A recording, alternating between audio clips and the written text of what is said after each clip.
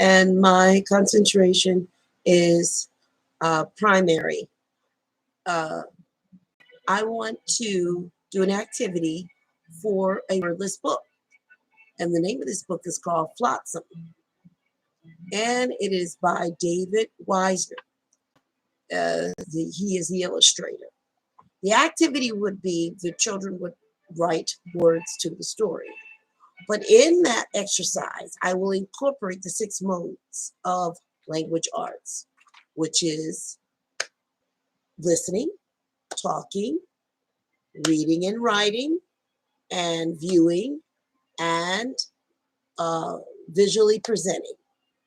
So the activity would be that the children would write the story based on the pictures that they see. And in this exercise, the students will make predictions based on the picture. They will make predictions and infer which the illustration, the pictures will help them to do this. So the lesson, the children will uh, have their own vocabulary. They start their own vocabulary. So the it would be rich with vocabulary words based on the words they create for the story.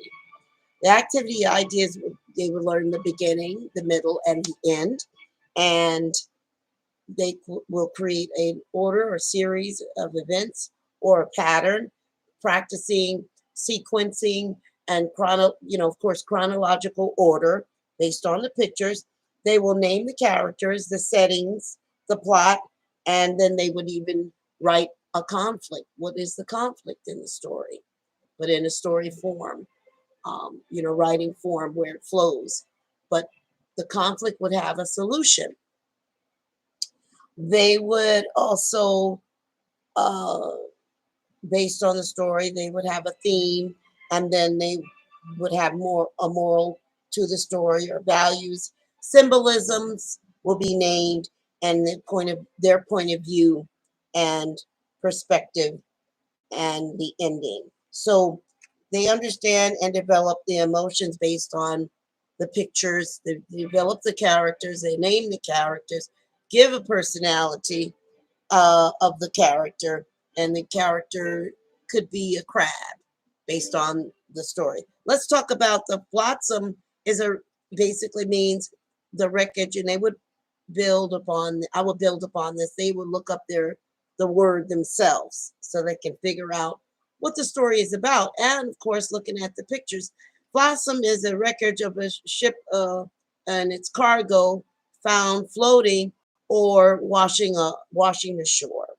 So this to create uh, helps to create uh, the story and to know that this is what the story is all about. They can make predictions what the pictures depict, and the elements of the story based on the illustration will help the story. Uh, you know, then from page to page, making predictions, can answering, asking them, what do you think is going to happen next?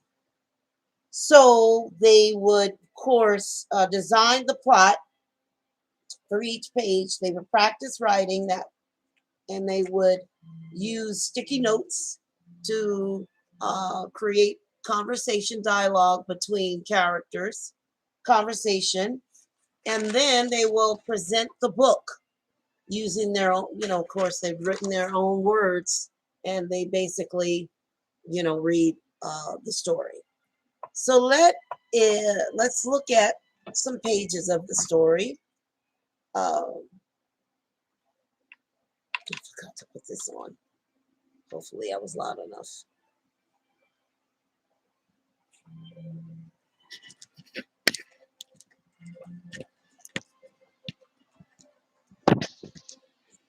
Okay, this camera was doing all right.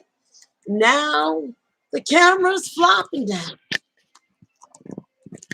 Sorry about that.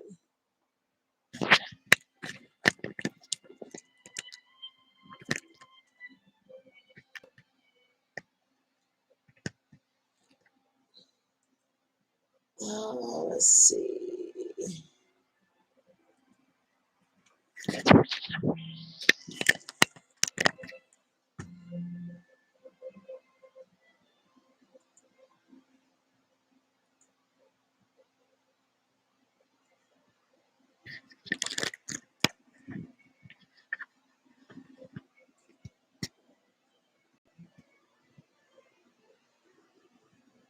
Let's speed it up some.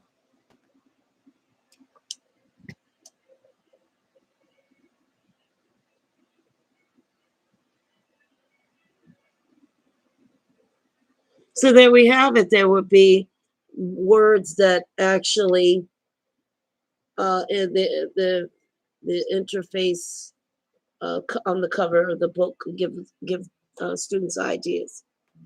So let's see.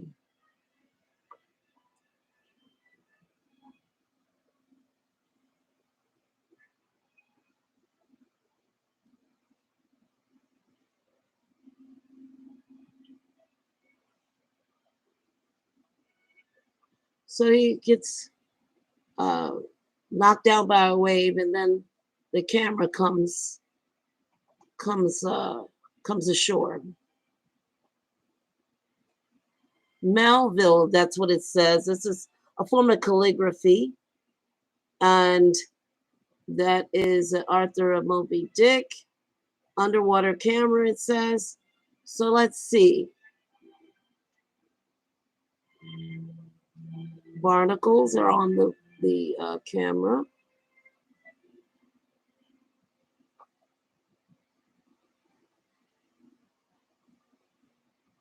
So what do you think is going to happen next based on these stories?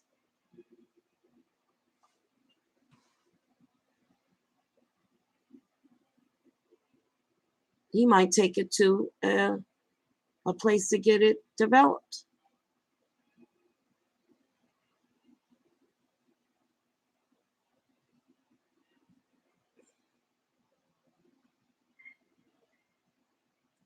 We'll speed it up some.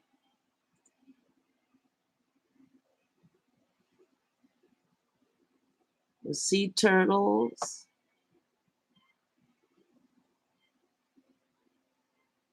So the children could use what they see based on uh, based on what they see,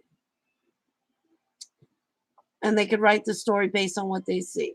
Well, two large starfish, because you can see, well, you can see the UFOs. There's even cameras that's dropped in the ocean. Imagination, you could imagine what the Mayville underwater camera uh, was dropped, and then it's able to take these pictures. And you can see the giant starfish with the eyes on them. Mm. Culturally, you could see that there's other cultures, other ethnicities in the story. So they may be this may be China or Japan or an Asian country, I should say. Let's go. Okay, let me see. So I would model and say, mm, let's call him Lucas. Lucas has decided he see the camera can take pictures. Oh, let me take this picture. The wave is behind me. Oh my goodness. This is going to happen to me like it did before. Splash, splash. But who is this? She's in an Asian country. A beautiful girl. You know what? I'm going to keep this going. This has been going for years. I'm going to throw this camera back into the sea so it can keep going. The cycle can continue. The camera is floating night and day, and a squid has helped the camera move along. The whale is looking at the camera. The seahorse is carrying underwater camera to its destination, where it may go. Where would it go? Here's an underwater community, and there's mermaids, there's squids, underwater universe, a village that the camera can take pictures. What's going to happen next?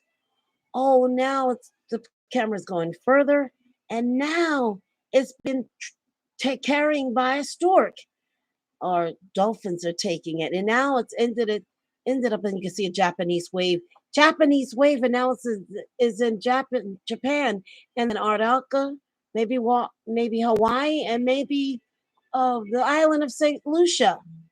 And here, this little girl, let's call her Mariana. And now the cycle processes continue. The pictures keep being taken by places all over the world. So that's like a model and idea.